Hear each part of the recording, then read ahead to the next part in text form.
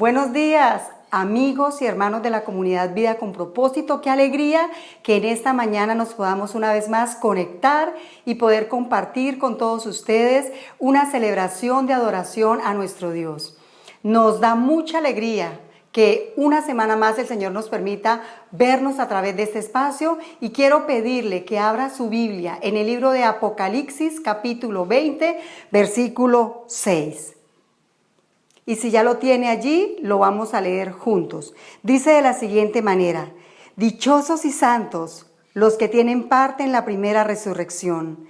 La segunda muerte no tiene poder sobre ellos, sino que serán sacerdotes de Dios y de Cristo y reinarán con Él 1000 años. Así que tenemos una preciosa esperanza, y es que todos los que hemos creído en el glorioso Hijo de Dios seremos resucitados, nos levantaremos con Él. Así que allí en su casa donde usted está, le voy a pedir que se ponga de pie y vamos a adorar al Señor, vamos a orar, vamos a dar inicio a este culto y vamos a tener un tiempo de alabanza. Señor, en esta mañana te damos toda la adoración a ti, Señor, y te honramos y te alabamos, Señor. Gracias, porque tenemos la esperanza, Señor, de que esta vida no es solamente lo que vivimos aquí, Señor, sino que tenemos la esperanza de que después de la muerte, Señor, vamos a resucitar, y que tú, Señor, nos darás cielos nuevos y tierra nueva. Gracias, Señor, porque tenemos esa esperanza, porque aunque en la vida sufrimos, Señor, tenemos el gozo de saber que un día estaremos contigo para siempre. No habrá llanto, no habrá dolor, no habrá tristeza, porque como dicen las Escrituras, todas las cosas viejas pasaron y aquí, Señor, tú las harás todas nuevas. Mil gracias, Señor, por esa bendita esperanza y por esa resurrección que tenemos por medio de Cristo Jesús. A ti, Señor, toda la gloria, todo el honor por los siglos de los siglos. Amén y amén.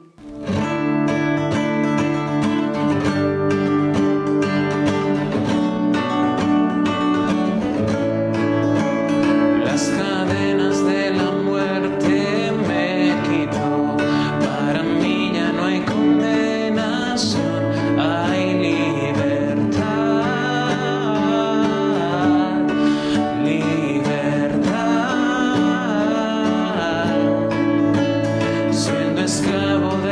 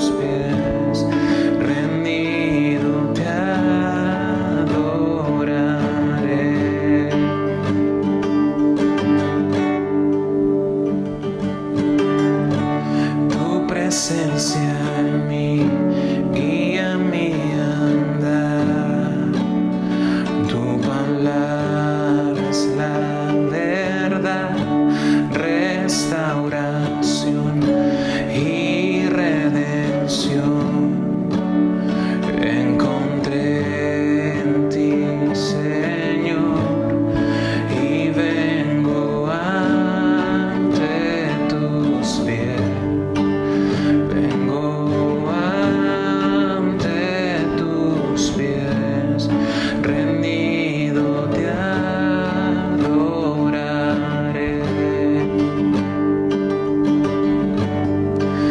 Todo lo diste tú por mí, tu vida entregaste al morir.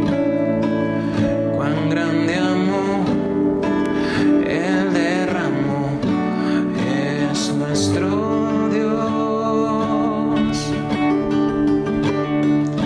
Sobre la muerte Él venció, digno de honor y adoración. Siervo y Rey, el Salvador es nuestro Dios. Todo lo diste tú por mí, tu vida entregaste al morir. Cuán grande amor Él derramó, es nuestro Dios. Sobre la muerte Él venció, digno de honor y adoración. Siervo y Rey, el Salvador es nuestro Dios.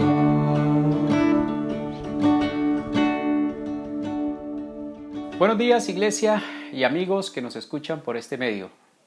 Seguimos encerraditos en nuestras casas, pero gracias a Dios su palabra no está encerrada. Y gracias a Él por estos medios tecnológicos que nos permiten llegar hasta sus casas. Vamos a orar a Dios, pero vamos a hacerlo por favor con un corazón sincero y honesto, pidiéndole que Él nos hable en esta mañana por medio de su santa palabra. Oremos. Señor, yo te ruego en el nombre de Jesús que tú nos permitas hoy, en esta mañana, en esta hora, conocerte por medio de tu palabra, Señor. Por favor, abre nuestro entendimiento, ilumínanos, Señor, y danos un corazón receptivo a tu santa palabra, Señor, te lo ruego, en el nombre de Jesús. Pero también te pido, Señor, que me des a mí la sabiduría y la claridad para exponer tu santa y bendita palabra. En el nombre de Jesús. Amén. Muy bien, ustedes recordarán, mis hermanos, que, porque fue muy reciente además, que el 28 de noviembre del 2016 se cayó un avión llegando al aeropuerto de Medellín. Era un avión que traía el equipo brasilero de fútbol, el Chapecoense, que venía a jugar su primer partido de la final de la Copa Sudamericana contra el Atlético Nacional. Este avión se estrelló contra el cerro llamado Cerro Gordo a 5 minutos antes de aterrizar en el aeropuerto José María Córdoba. Pues bien, en abril del 2018, un año después del accidente, la Aeronáutica Civil Colombiana sacó a la luz pública el informe final de la investigación de este accidente y allí mostró que la causa por la cual este avión se cayó fue porque se quedó sin combustible. Absolutamente nada de combustible encontraron en los restos del avión. Esto es lo que se conoce como causa inmediata de un accidente. Pero los investigadores se preguntaban por qué se quedó el avión sin combustible. Y la respuesta a esta pregunta da como resultado la causa raíz, la causa básica, la causa primera que llevó a este fatídico accidente. Pues bien, los investigadores encontraron que las causas raíces de este accidente estuvieron en varias fallas humanas, entre ellas las del piloto que comandaba la aeronave y que también falleció en el accidente.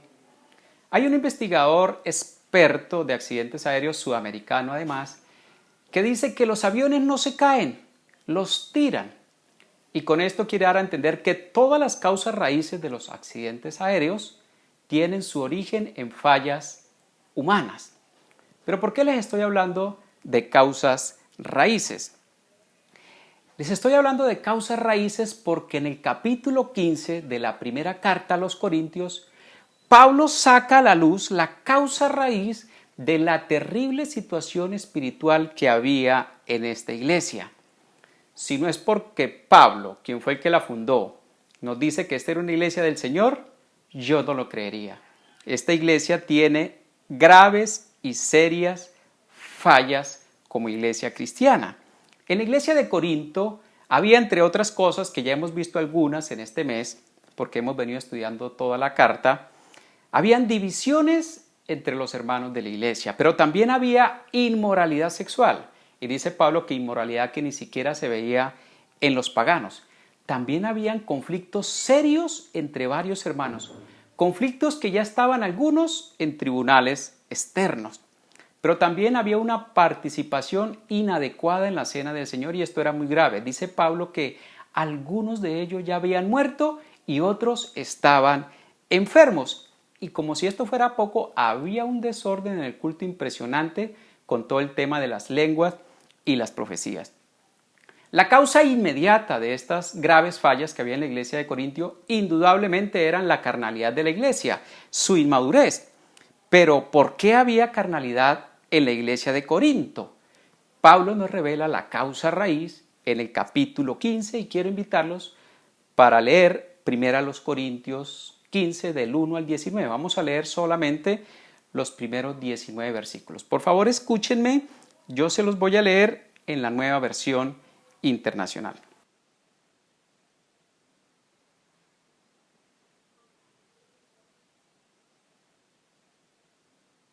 Dice así el capítulo 15 de la primera carta a los Corintios. Escúchenme con atención, por favor. Ahora, hermanos, quiero recordarles el evangelio que les prediqué, el mismo que recibieron y en el cual se mantienen firmes. Mediante este evangelio son salvos si se aferran a la palabra que les prediqué. De otro modo, habrán creído en vano. Porque ante todo les transmití a ustedes lo que yo mismo recibí, que Cristo murió por nuestros pecados según las Escrituras, que fue sepultado, que resucitó al tercer día según las Escrituras, y que se apareció a Cefas, luego a los 12, después se apareció a más de 500 hermanos a la vez, la mayoría de los cuales vive todavía, aunque algunos han muerto. Luego se apareció a Jacobo, más tarde a todos los apóstoles, y por último, como a uno nacido fuera de tiempo, se me apareció también a mí. Admito que yo soy el más insignificante de los apóstoles y que ni siquiera merezco ser llamado apóstol, porque perseguía la iglesia de Dios, pero por la gracia de Dios soy lo que soy, y la gracia que Él me concedió no fue infructuosa. Al contrario, he trabajado con más tesón que todos ellos, aunque no yo, sino la gracia de Dios que está conmigo. En fin, ya sea que se trate de mí o de ellos, esto es lo que predicamos y esto es lo que ustedes han creído. Ahora bien, si se predica que Cristo ha sido levantado de entre los muertos, ¿cómo dicen algunos de ustedes que no hay resurrección? Si no hay resurrección, entonces ni siquiera Cristo ha resucitado. Y si Cristo no ha resucitado, nuestra predicación no sirve para nada, como tampoco la fe de ustedes. Aún más, resultaríamos falsos testigos de Dios por haber testificado que que Dios resucitó a Cristo, lo cual no habría sucedido si en verdad los muertos no resucitan. Porque si los muertos no resucitan, tampoco Cristo ha resucitado. Y si Cristo no ha resucitado, la fe de ustedes es ilusoria y todavía están en sus pecados. En este caso, también están perdidos los que murieron en Cristo. Si la esperanza que tenemos en Cristo fuera solo para esta vida, seríamos los más desdichados de todos los mortales. Pablo nos muestra en este relato que acabamos de leer que la causa raíz del problema en la iglesia de Corinto era una falsa doctrina. Esta falsa doctrina estaba quitando la esperanza en Dios y estaba haciendo que los corintios la pusieran en las cosas de este mundo. Pero ¿cuál era esa falsa doctrina? El relato nos lo dice. Esta iglesia estaba creyendo que no había resurrección de los muertos. Mire cómo decía el versículo 12. Ahora bien, si se predica que Cristo ha sido levantado de entre los muertos, ¿cómo dicen algunos de ustedes que no hay resurrección? Y en el versículo 19 escuchen cómo dijo: si la esperanza que tenemos en Cristo fuera solo para esta vida, seríamos los más desdichados de todos los mortales. Pablo decía esto porque el cristianismo nos llama no precisamente a gozar, sino a sufrir por la causa de él. Y no solo lo sabía Pablo, lo estaba viviendo. En otras palabras, Pablo les dice lo siguiente: si sufrimos en esta vida por Cristo y aparte de eso no hay resurrección, ahora sí que estamos bien pero jodidos. Por eso en el versículo 32 les dijo: si los muertos no resucitan, comamos y bebamos que mañana moriremos. Mis estimados, si los muertos no resucitan, vivir para esta vida sería lo lógico, lo consecuente con esa creencia. Vivir para hacer riquezas, para tener larga vida y disfrutar al máximo de esta vida sería lo que se espera de alguien que no crea en la resurrección. Eso era precisamente lo que estaba pasando en algunos miembros de la iglesia de Corinto. Estaban viviendo la vida loca. Pablo también les dice a los corintios que no creer en la resurrección de los muertos implicaba entonces que Jesucristo tampoco había resucitado. Y si Jesucristo no resucitó, les dice, la predicación de los apóstoles sería una mentira y su predicación no serviría para nada, así como tampoco serviría para nada la fe de ellos. En resumen, escuchen cómo les dijo en el versículo 17, la fe de ustedes es ilusoria. Pero no solo esto, si Cristo no resucitó, implica entonces que Cristo tampoco murió. Y miren cómo concluye en el versículo 17, todavía están en sus pecados. Fijémonos que no era poca monta esta falsa doctrina. Quizás a los corintios les parecía que no creer en la resurrección de los muertos no era tan importante, pero era una doctrina peligrosa que estaba socavando los fundamentos de la fe cristiana y los estaba llevando al desastre. Este avión se iba a caer tarde o temprano si no corregían las fallas graves que estaban permitiendo en sus creencias. Dime en qué crees y te diré cómo vives. Asimismo, hay muchos hoy despreciando las verdades fundamentales del Evangelio, y esa puede ser la explicación de por qué están viviendo en su pecado, por qué no son capaces de dominarlo. La doctrina no es importante, dicen. Lo importante es el amor, como si el amor fuera por un lado y la doctrina o la verdad por el lado opuesto. Pero no, mis estimados, la Biblia nos dice que la verdad y el amor van juntitos, van siempre. Donde va una, va la otra, no se pueden desligar.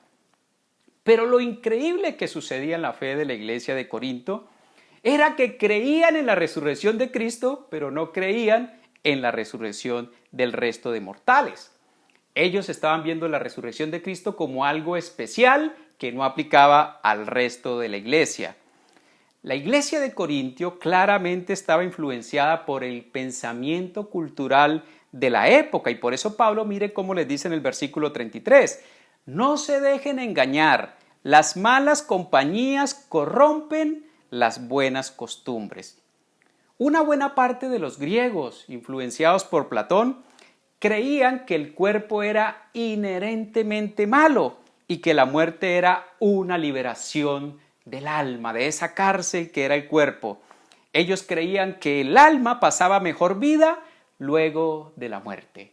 ¿No les parece conocida esa expresión pasar a mejor vida? Viene de Platón. Para esta filosofía platónica, la resurrección era absurda, porque era como volver a encerrar el alma en su antigua prisión. Y el pensamiento platónico no solo ha influenciado al país de Grecia, ha influenciado fuertemente al occidente. Nosotros somos de occidente. Aunque algunos hoy en día no lo dicen expresamente que la resurrección no existe, con su modo de vivir lo dicen tácitamente. Viven para esta vida como si la muerte fuera el fin de las cosas. Olvidan consciente o inconscientemente que habrá una resurrección. Y hay algunas sectas disque cristianas. Hablan que el alma será aniquilada para algunos. Hágame el favor. Cuando la Biblia nos dice explícitamente que todos resucitaremos, salvos y no salvos. Solo que los salvos resucitaremos para tener una vida eterna y los no salvos para condenación eterna. Miren, escuchen lo que Pablo le dijo en su defensa ante Félix, el procurador romano, en Hechos 24:15. Tengo en Dios la misma esperanza que estos hombres profesan, de que habrá una resurrección de los justos y de los injustos.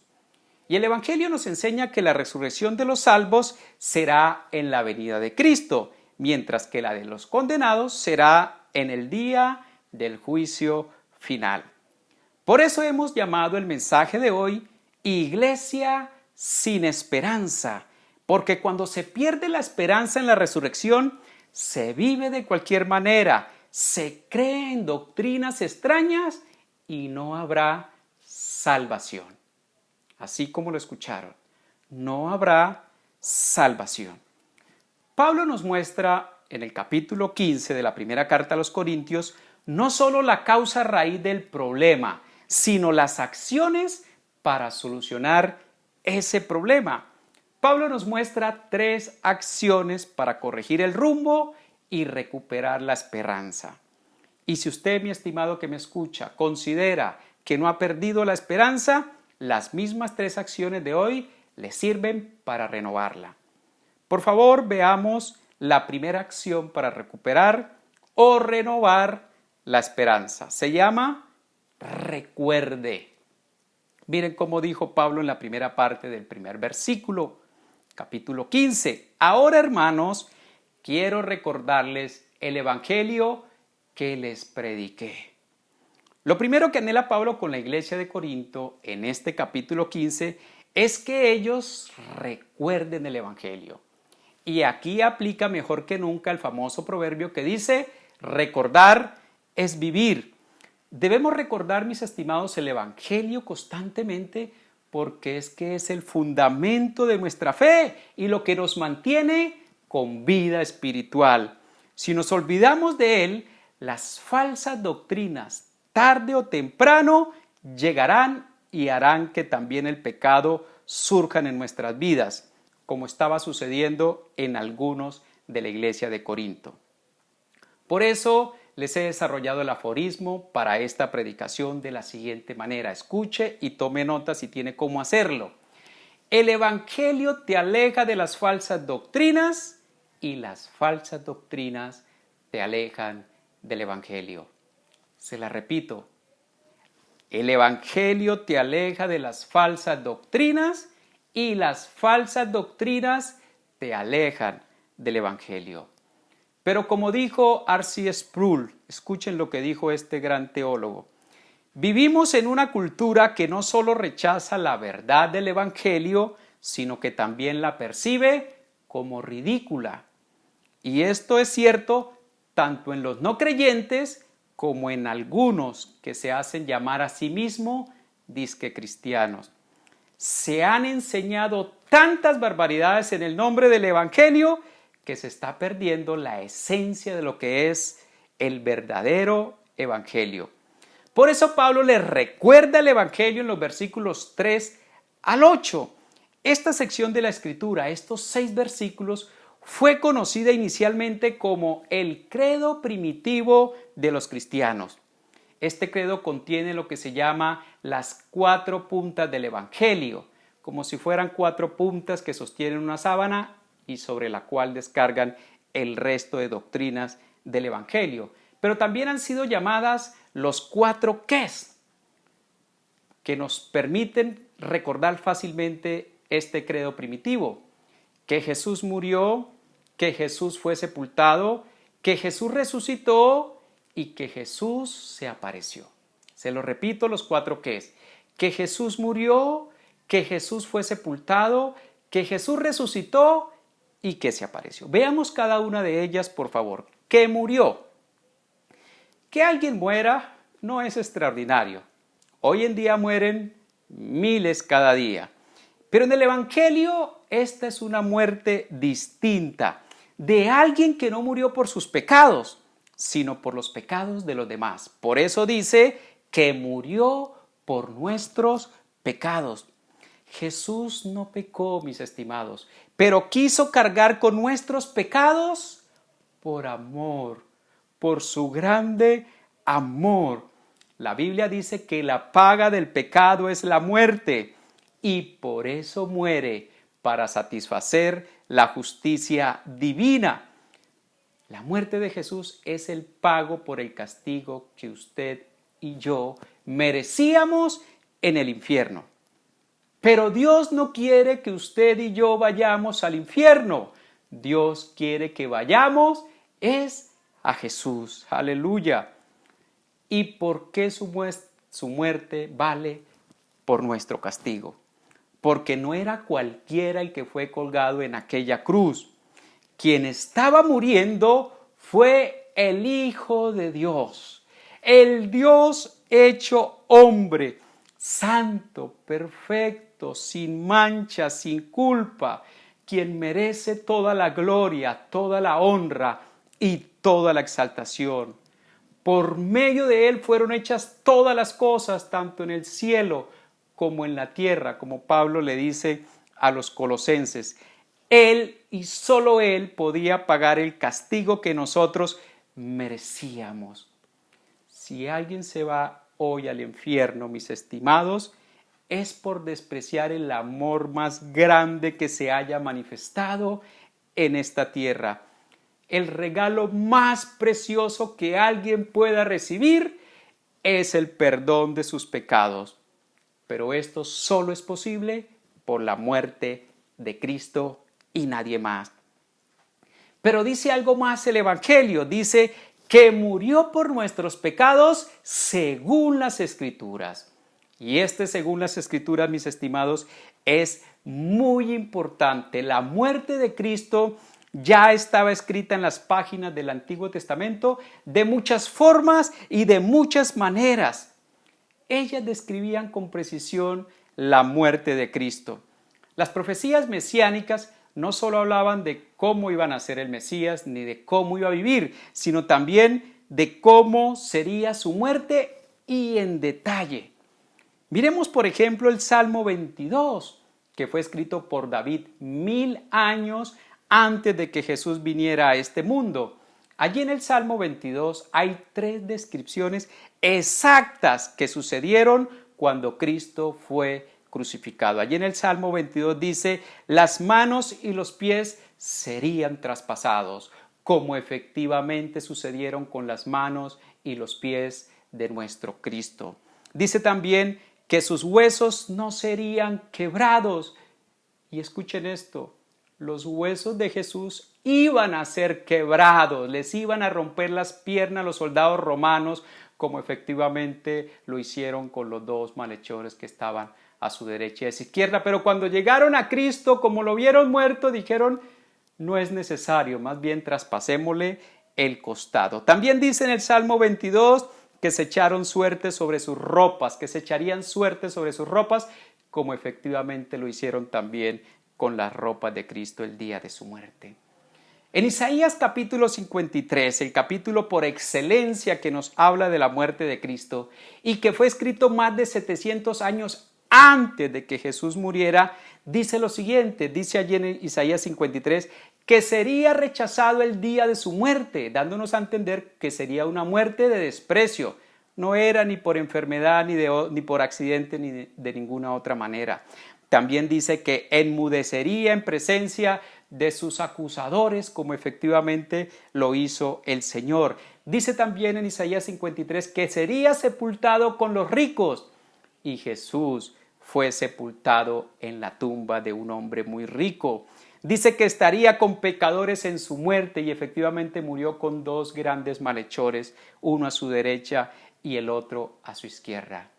Mis estimados, se habla de más de 18 profecías en el Antiguo Testamento que se cumplieron con absoluta precisión en la muerte de Cristo. En cambio, les hago esta pregunta: ¿cuántas profecías hay de la muerte de Mahoma que se hayan hecho antes de que Mahoma muriera? Para los que no saben quién es Mahoma, Mahoma es el fundador de la religión más grande del mundo, el Islam, con 1.600 millones de seguidores y creciendo a pasos agigantados.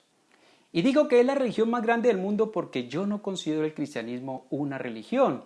Además que la gran mayoría que aparecen los números en el cristianismo son cristianos nominales, pero en su corazón realmente no creen en Jesús como se debería.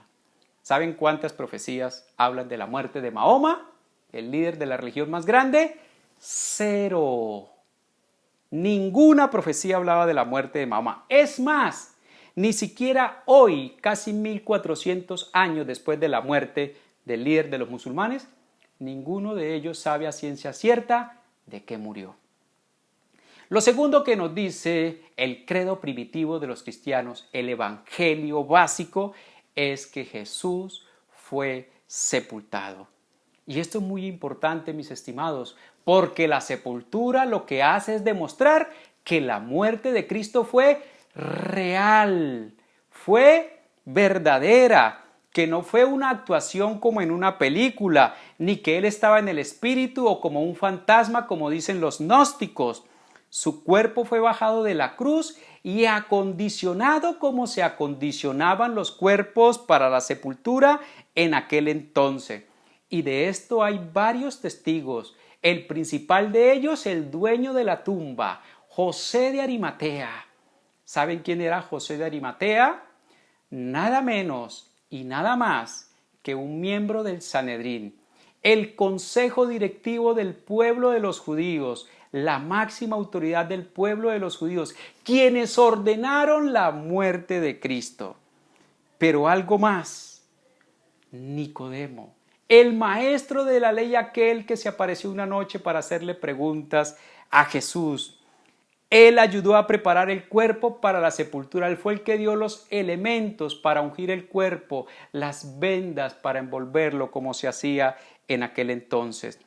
Pero también atestiguan la sepultura de Cristo los soldados romanos que custodiaron la tumba, soldados que fueron comprados por los judíos para que inventaran el cuento chino de que los apóstoles habían venido de noche y se habían robado el cuerpo y que los soldados se habían dormido. Cuento reforzado, teniendo en cuenta primero que eran soldados romanos muy bien entrenados y armados. Además que los discípulos estaban todos asustados y escondidos como ratas en esa ocasión. Y quizás estaban preguntando que el Mesías que ellos estaban esperando que dominara Israel se había muerto y estaban todos confundidos y muchos ya se habían hasta decepcionado de ese Mesías. Mucho menos ahora iban a tener la valentía y la osadía para hacer un operativo e ir a rescatar el cuerpo de Jesús. Ese es un cuento muy reforzado de creer. De cualquier manera, la misma historia falsa demuestra que había un cuerpo sepultado y con buena seguridad privada para los incrédulos. Lo tercero que nos dice el Evangelio es que Jesús resucitó. ¡Aleluya! Ninguna religión en esta tierra habla de que su líder, su fundador, haya sido resucitado. Y los que creen en la resurrección, como los judíos y los musulmanes, no tienen en la creencia de la resurrección el fundamento esencial de su fe.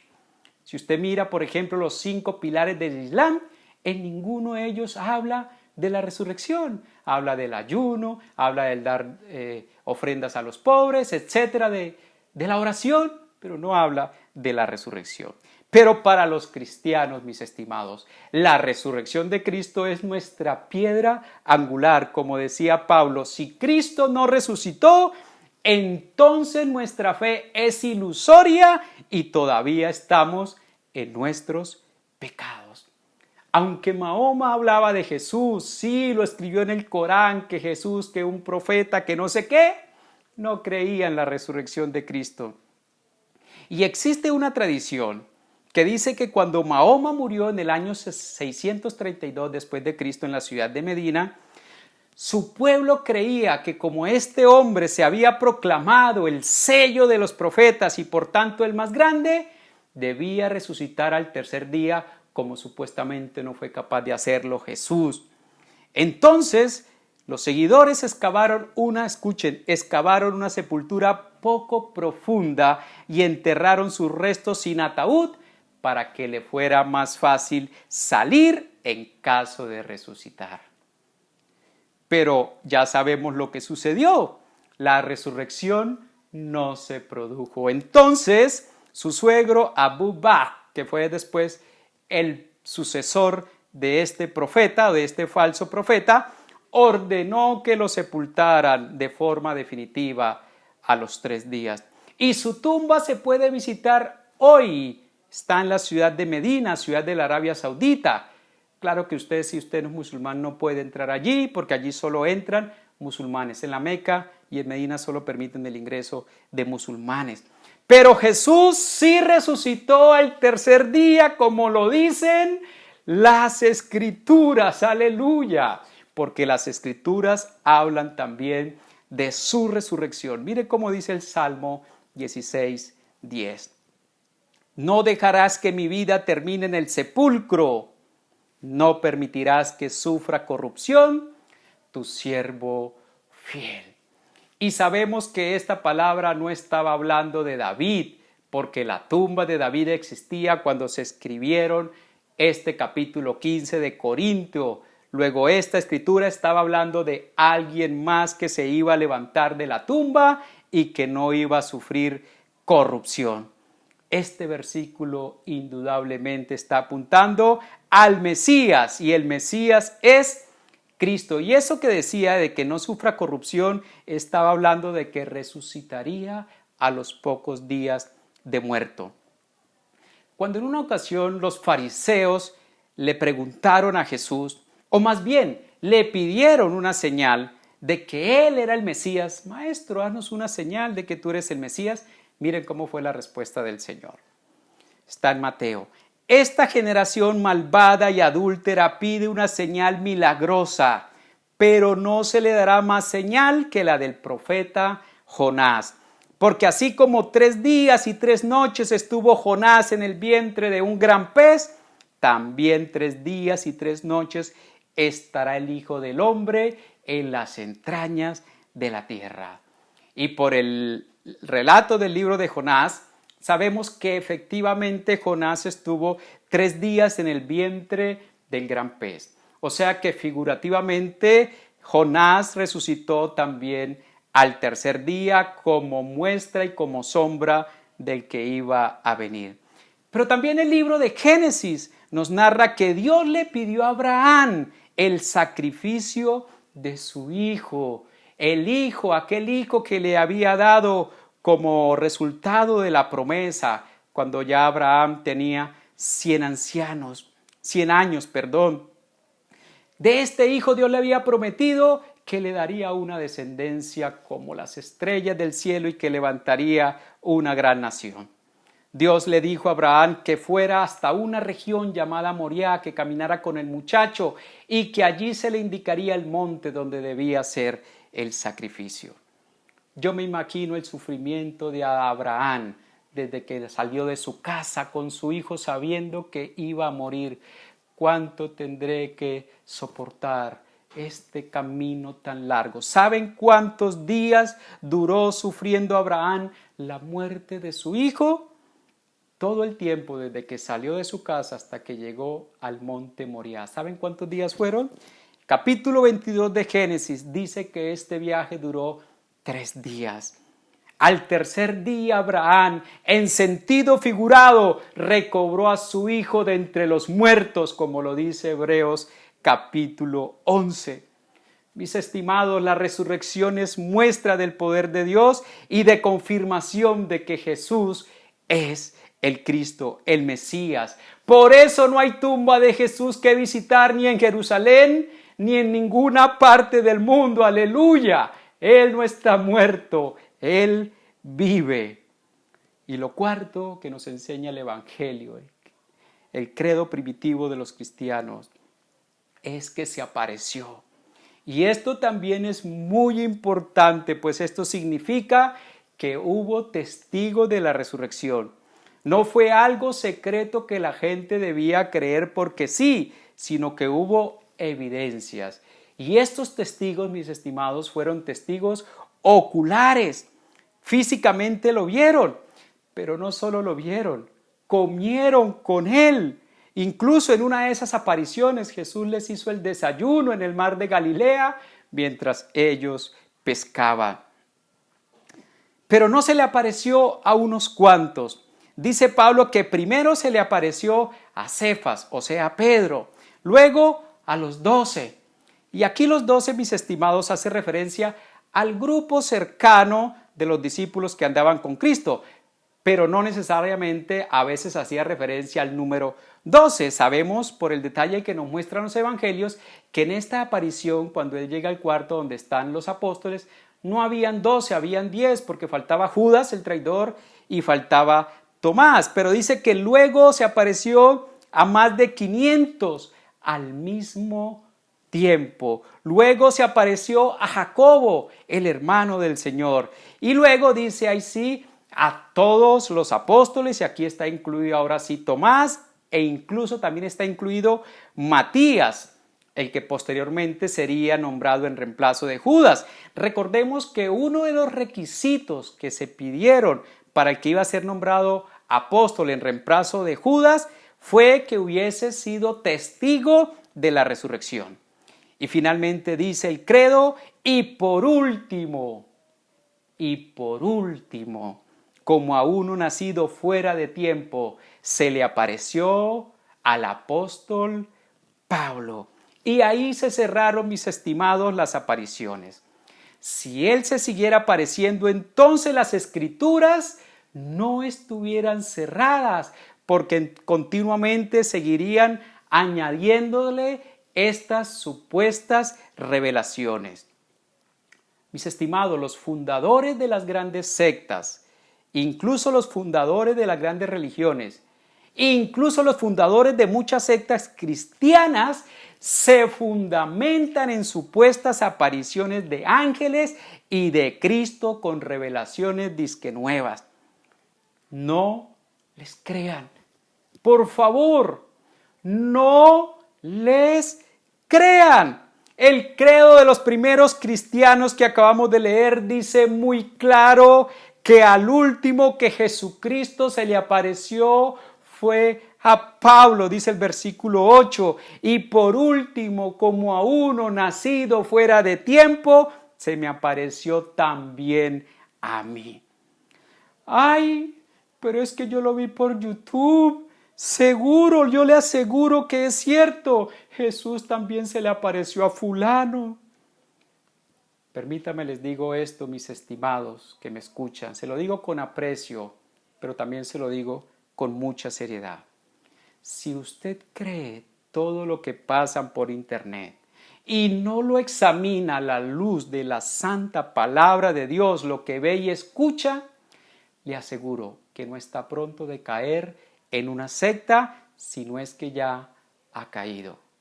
Conozca y crea solamente las Escrituras. Pero hay otra evidencia poderosa que nos muestra la Biblia y la misma historia sobre la resurrección de Cristo. Todos los apóstoles y los primeros cristianos que fueron testigos de la resurrección predicaron que habían visto a Cristo resucitado y además murieron por esa verdad, la cual era muy ofensiva para los judíos, pero también para los gentiles, para los griegos. Si no fueron testigos de la resurrección, escúcheme esto que les voy a decir, si no fueron testigos de la resurrección y fueron capaces de dar su vida por algo que ellos estaban inventando, por algo que ellos sabían que era mentira, estarían todos ellos sufriendo de un trastorno mental súper extraño y colectivo. Nadie da su vida por una mentira sabiendo que es una mentira inventada por ellos. Sí, hay personas que dan su vida por mentiras, pero están convencidos que es la verdad. Si estos estaban inventando las apariciones y dieron su vida por eso, estaban súper locos. Dice el pastor Chuy Olivares, perdón.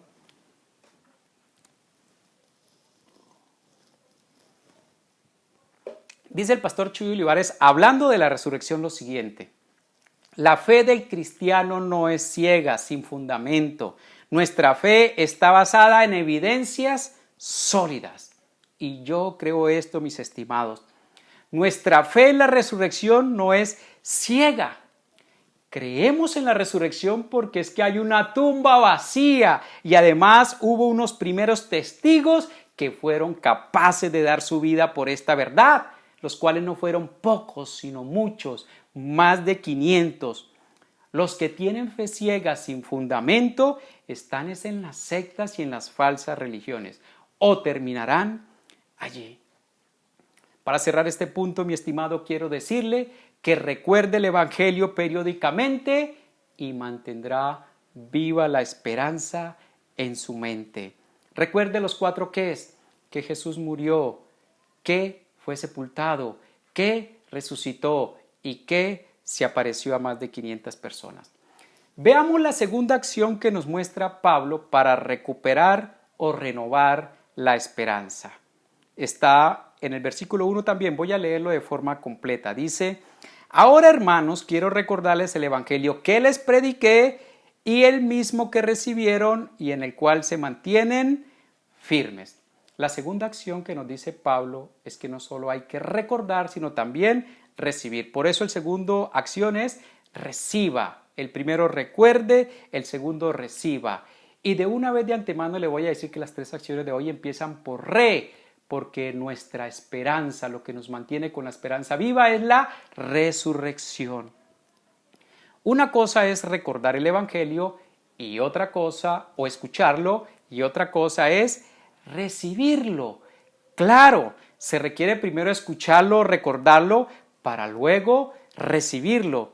Y aquí Pablo les dice a los corintios que cuando él les predicó el evangelio por primera vez, ellos lo recibieron. Y entre líneas les está diciendo que anhelaría que lo siguieran recibiendo. La palabra recibir aquí significa o hace referencia a creer, a aceptar. Cuando creemos el evangelio, mis estimados, estamos aceptando que todo lo que él dice es cierto y por tanto lo incorporo, lo recibo en mi vida como si fuera parte de mí. De ahí, mis estimados, la importancia tan seria que hay en memorizar las escrituras. ¿Por qué? Porque cuando yo las memorizo, ellas van conmigo a donde quiera que yo vaya. Puedo decir que ellas realmente hacen parte de mí. Este credo primitivo de los cristianos deberíamos memorizarlo, mis estimados hermanos, para que vaya con nosotros a donde quiera que vayamos. Y periódicamente deberíamos decirlo y recordar sus verdades, por supuesto, entendiendo lo que esto significa, pues si no estaríamos repitiendo como loritos sin entendimiento. El memorizar las escrituras y recitarlas, mis estimados, es una práctica que se está perdiendo y en algunas iglesias se ha perdido por completo. Claro, hay quienes lo hacen religiosamente y recitan credos sin entender lo que dice, pero esto no quita que nosotros debamos hacerlo. Así era que se aprendían las escrituras, mis estimados, en la antigüedad, memorizadas y recitadas.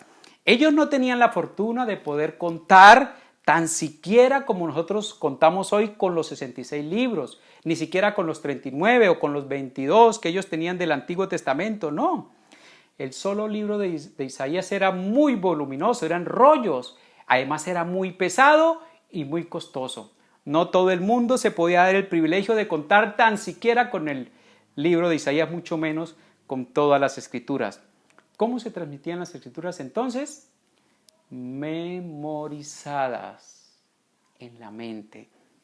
Mire cómo dice el libro de Deuteronomio, hablando de la disponibilidad de la ley. Escuche con atención, está en Deuteronomio 30.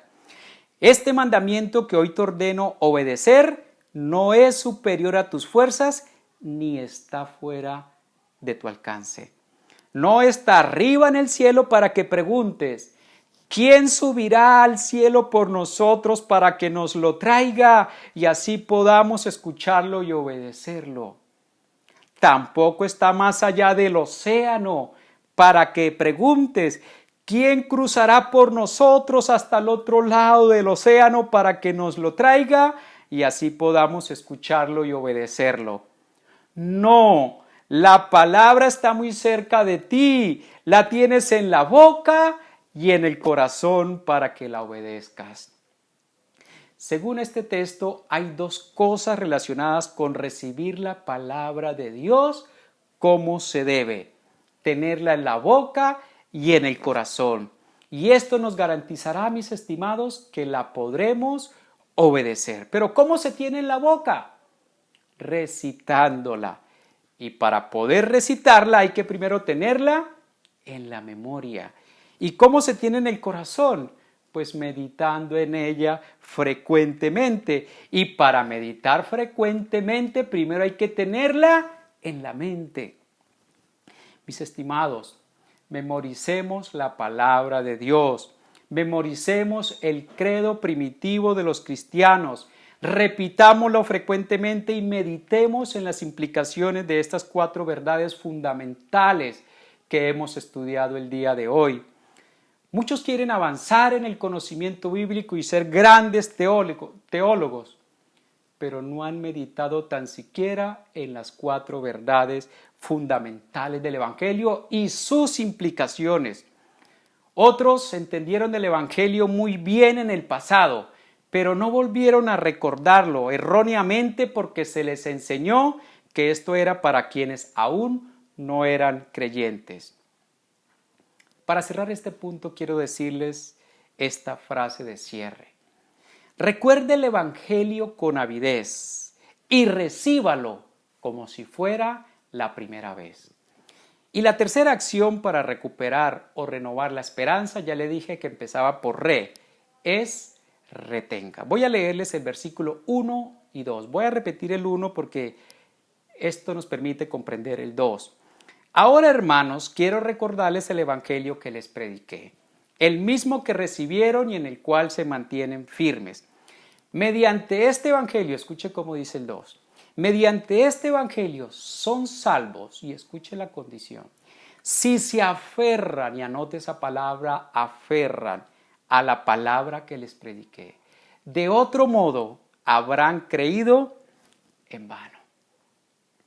Noten que en el versículo 1, en la primera parte de este texto, Pablo les asegura que hasta el momento ellos, los corintios, se han mantenido firmes en el Evangelio. Les dice en el cual se mantienen firmes, presente.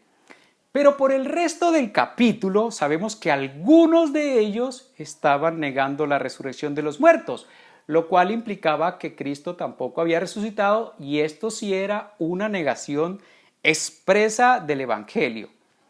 ¿Dónde está la aparente contradicción entonces?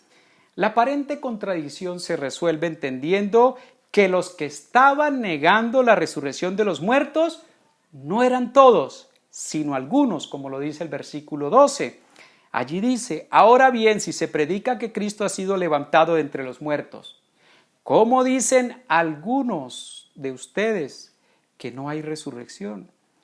La mayoría de la iglesia no creía esta falsa doctrina, así como la mayoría de la iglesia tampoco era la que estaba inmersa en el grave pecado que cometían.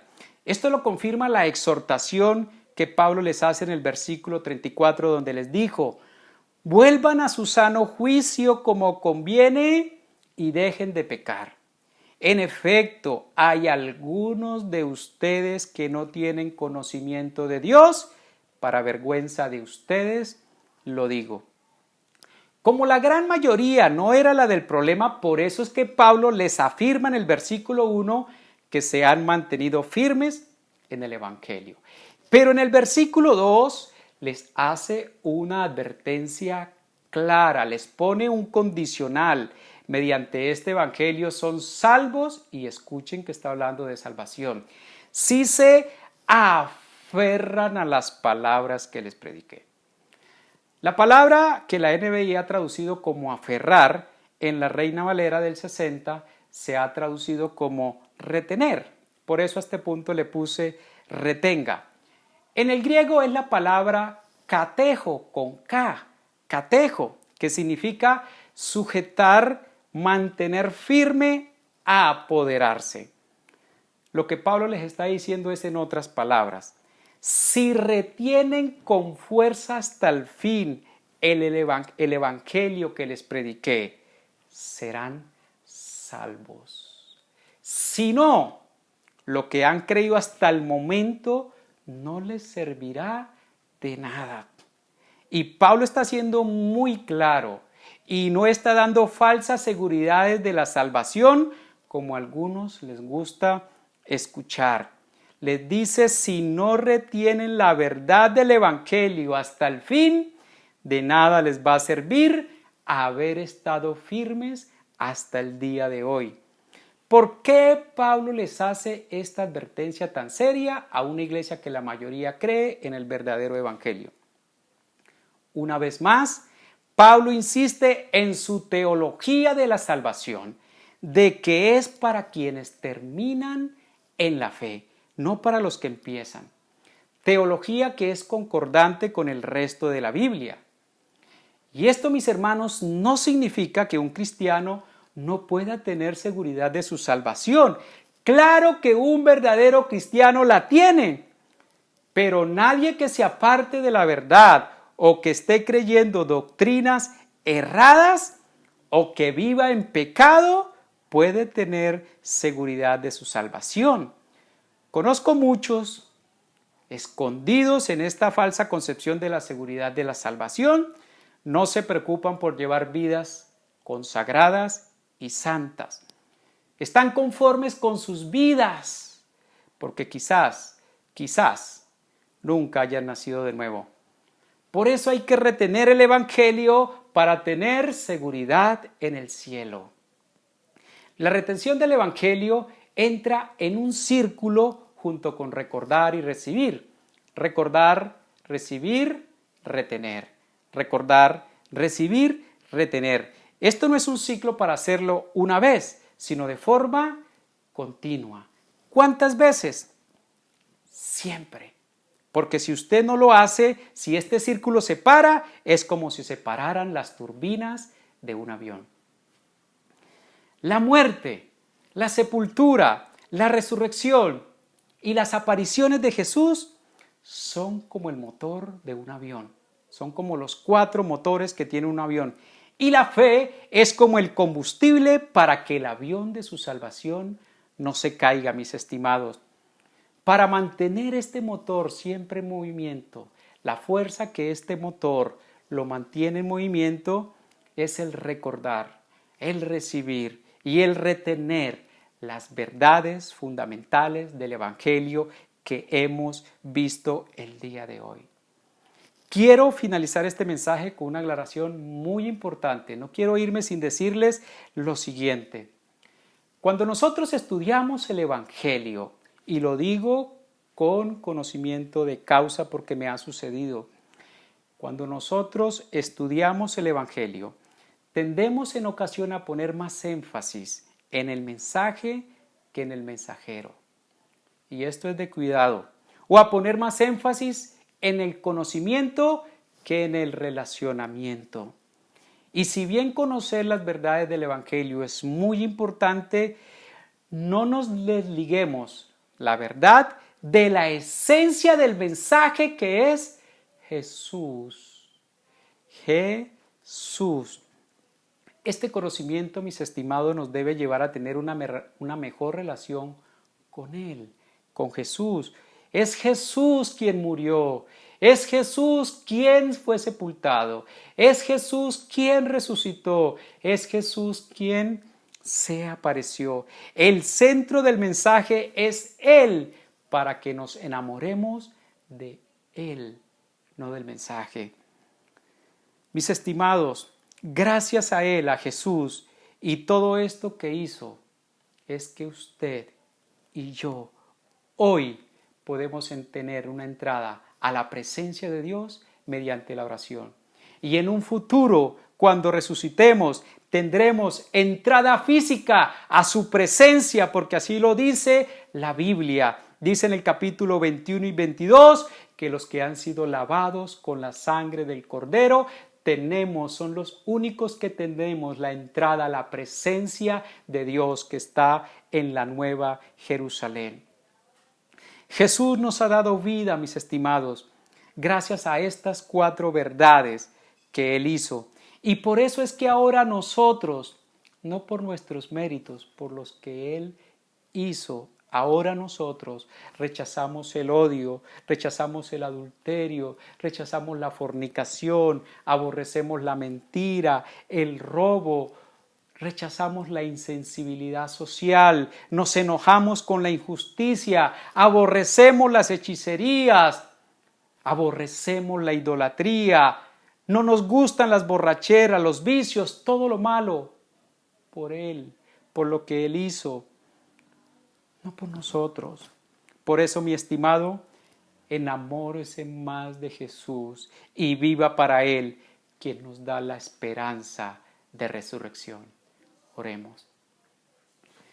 Señor, muchas gracias por recordarnos hoy el verdadero evangelio.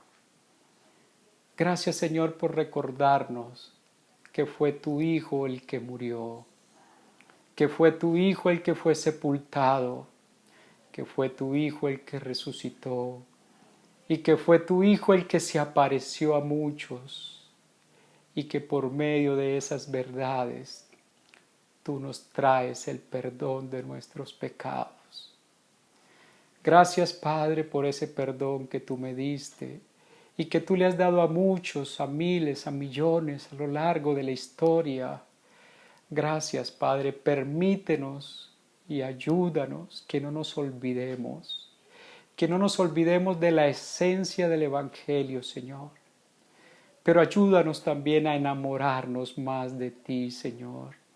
Que ese amor tan grande que tú nos has dado sea, Señor, recíproco. Que mi corazón, Señor, se enamore cada vez más de ti, mi Dios. Te adore más y te sirva más, mi Dios. Gracias, Padre, por esta tu maravillosa palabra, en el nombre de Jesús. Amén. Muy bien, mis amados, damos gracias al Señor por esta palabra que acabamos de recibir. Tratemos de retenerla, de meditarla durante esta semana. Quería recordarles que estamos en ayuno congregacional, vamos a ir hasta las 2 de la tarde, esperamos que sigamos al pie de la letra en lo posible la programación que se les ha compartido previamente, que en casa estemos todos clamando, orando, alabando, estudiando la palabra, memorizando los versículos, que este ayuno sea un ayuno agradable delante de nuestro Dios. Recuerde que a las 2 en punto de la tarde vamos a habilitar el video en el canal, en este canal, vamos a habilitar el video para celebrar juntos la Cena del Señor.